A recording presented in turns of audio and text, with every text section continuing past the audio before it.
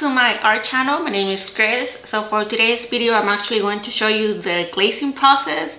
I already glazed some of the pieces. I actually shot this video before, but then I found out that my audio wasn't working, so I had to redo it. So basically, I'm just going to finish glazing and then show you how I put it on the kiln and my kiln settings. Very easy kiln settings. And then we'll go from there. So like I said, I already glazed some pieces. The most important thing when you are doing ceramics, when you are glazing ceramics, is that you actually don't put anything on the bottom, because if you put something on the bottom, it's just going to stick on the kiln. So for example, if I have this mug and it has a trim, let me get a little closer. I would not put anything on the trim right here. I would only put a little bit over here and on the cup, and make sure I leave a little bit of space, especially if you have a glaze that likes to be runny. So here I have a mug that I already glazed. So as you can see, this space has no glaze. This rim has no glaze. It's only a little bit of glaze right here, and that's what you want to do, because if you were to glaze everything, it's going to stuck right on the kiln. So like I said, I have a couple more things that I need to glaze.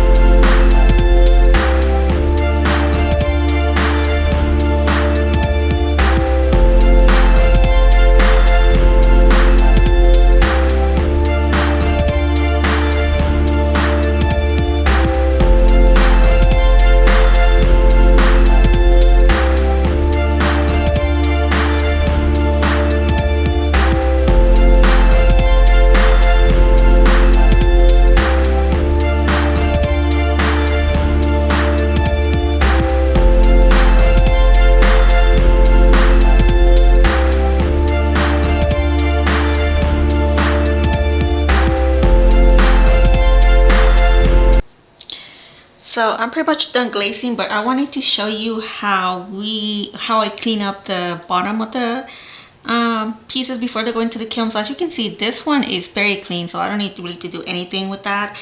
But I have this little guy, and this one is a mess. You can see over here. So all I have to do is grab a sponge. You don't need it to have it super wet, just a little bit damp, and then we're just gonna go around the edges, and that's how we're going to take the extra glaze off. Now, like I say, it's very important to do this, because if you don't, your piece is just going to get stuck on the kiln shelf, and unless you want a ruined piece, then you really need to wipe it. And of course, not all the color is going to come out. Like if you see here, let me focus again, like here, there's still going to be a little bit left, but you just want to take out as much as you can. So I also wanted to show you some of the colors that I'm going to be using. This is one of my favorite. This is by Coyote, Creamy Specks, really beautiful glaze. And here on the bottom is Turkish Amber by Laguna. This is my love affair. I love this glaze with some of the Coyote, what's the other one? Creamy Specks. It's beautiful. I feel like Turkey Amber goes really well when you mix two glazes together. It's one of my most favorite glazes ever. I'm also doing this one. This is 721. 721, where are you? I just had it. Let me see. Where are you? 721. Oh. Here we have 721. This is by Duncan. Is Opalostro. It's a really nice, pretty glaze with some purple in it. And then I believe I'm also doing this one by Amago. If you do the layers really nicely, you will get some of this purple. It's actually a really pretty glaze. And then I got a new one. I haven't done a tester. This is by Laguna. It's called Oatmeal, I believe. Yeah, Oatmeal. So I'm doing a tester, and hopefully this one works well. I'm really excited to try those. I do believe that it's really important to always do tests, especially if you're using different type of clay bodies. Always do a test to see how the glaze is going to behave, and especially if you're trying to mix two colors, because the last thing you want, unless you're adventurous like I am sometimes, if you mix two colors and you don't know how it's going to turn out, then you might not like the result. So that's why I recommend you do test first, but then I don't always do that too, so it depends on what you want to do. So we are actually going to start loading the kiln now.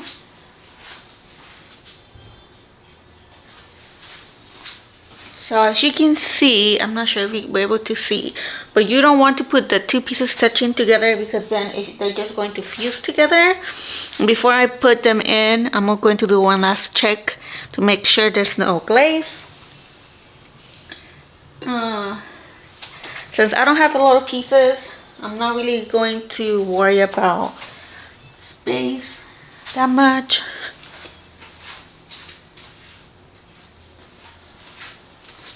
And my kiln is very small too, so should be fine.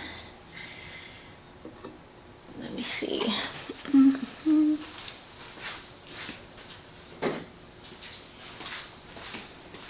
Now, obviously, when you are loading your kiln, you want to maximize your space. Like I said, my kiln is pretty small too, so I don't have enough. I do have enough to fill it up, but not like really pack it.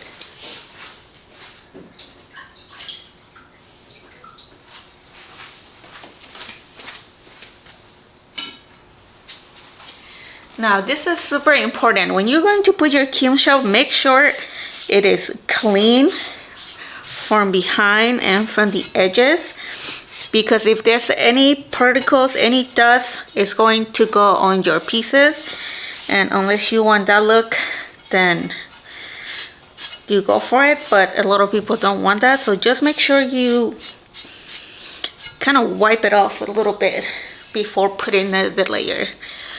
Oh,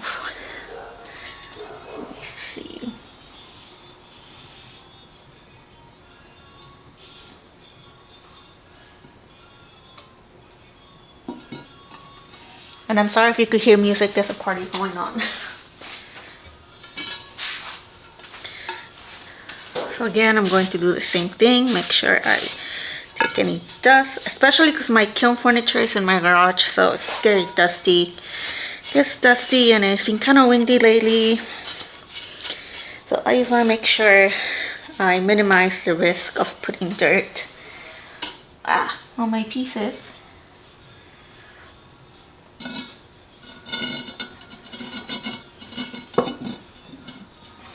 There we go. Okay. So I think I should be able to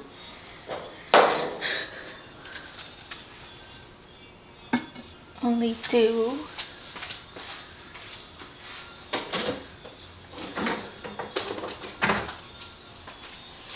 so I'm trying to figure out my kiln post. So when you buy kiln posts, there's different sizes depending on your needs and your pieces. So I'm trying to figure out which one to put. Okay, so I managed to fit everything in. There was a little bit of space, but I didn't have any other pieces that were ready. So I'm going to close the kiln.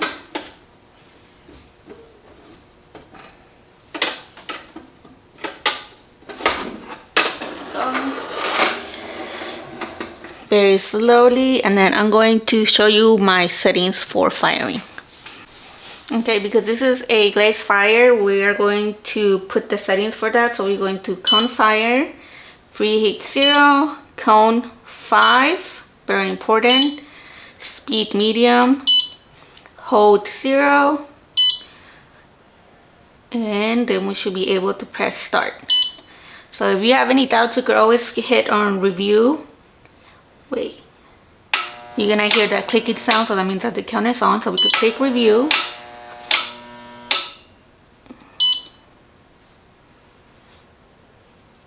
So it's gonna be cone 5, that's the temperature, speed medium, hold 0, preheat 0 because everything's dry, delay 0, and then it's on. This is my number 7 firing. So then it's going to take about a full day in order to be done. So I'm going to get out of here because it's going to get really hot, and you don't want to be in a room with the kiln on because it releases toxic fumes. So I'll see you tomorrow. So we are here with our kiln. It took about a day and a half or so for it to finish firing, and I waited until it was room temperature for it to open. So I'm going to open it. I'm going to show you everything and how it came out. I'm really excited. So I don't know why my camera is doing what it's doing, but for some reason it's cutting off my footage. So I'm going to show you again. It's a bummer that you didn't see the pieces as they were coming out of the kiln. But look at this beautiful, beautiful purple.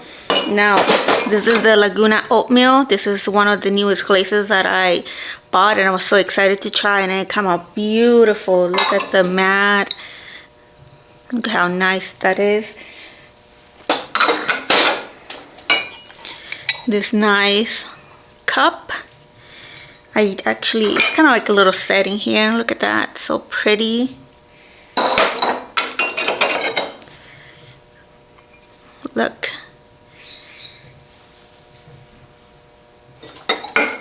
I guess the one, and I'm not sure if my camera cut it before I talked about this, but this is a watercolor palette prototype that I'm working on. I really wanted to try the glaze. I think the Laguna Oatmeal is a really great match for a watercolor palette.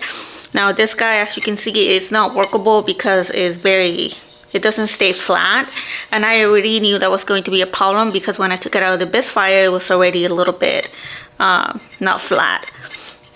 So, I mean, as a prototype, I think it works really well. I'm going to try to use it a little bit on my studio doing watercolor paintings with them. But like I said, if this works out like I'm hoping, then I'm probably going to make some watercolor palettes for sale. And maybe some little cups too to go along the way. Like, for example, this little one, I made it for like to put your brush, like a little bit of watercolor wash in there if you have a lot of color that you want to make. Let me see.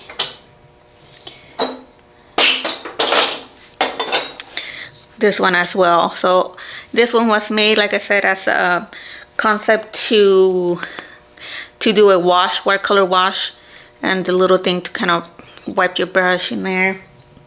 So overall, I'm really excited with the way my ceramics turn out. Some glazes just came out beautiful, like this one. This is Turkish Amber by Laguna, one of my all-time favorite glazes. And I made a combination with another glaze, and you see here this beautiful color right here. So overall, very happy. A little annoyed that my camera is deciding to cut my footage in the middle of unloading the kiln, and I wish you had seen that process and my real life reaction, but I need to figure out why my camera is doing what it's doing. But overall, successful firing. I'm so excited to gift this product. A lot of the mugs are going to be gifted. Oh, and I forgot. So this is the turquoise cup that I did, and it didn't turn out so good because the clear glaze. So clear glazes are one of those things that they could be a little bit tricky to use. If you apply too much, you get this like milky white. If you apply too little, then you don't really get the glaze look. So I'm a little disappointed at the way it turned out. I kind of knew it was going to turn out that way. So I mean, you live and learn, right? It's not pretty, but it's not bad either. So now I need to figure out the correct way of glazing it with the clear glaze. And it could be also that just the brand that I'm using or the formula that I'm using is not really compatible to what I'm working with or what I'm trying to do. Thank you so much for hanging out with me during this process. I know it takes a long ceramics is one of those things that you really need to take your time, and you really need to be aware that it's a long process. But thank you so much for sticking with me and looking at this entire process from the beginning to the end. I hope you enjoyed this video. If you do, please like and subscribe. I would appreciate it if you're a part of the beautiful community that I'm trying to build here in YouTube. And like I said, this channel is all art related, so it comes to watercolor and ceramics. Those are my main two mediums, but I've also explored other media. But like I said, please like and subscribe if you like this video, and make sure to check the part first of this or I guess this series where I did my best fire.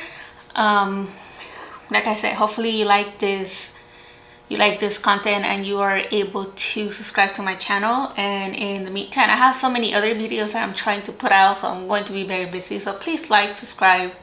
I know I'm getting a little repetitive here, but I really want to show you everything that I'm working on. And I'll see you next time. Bye.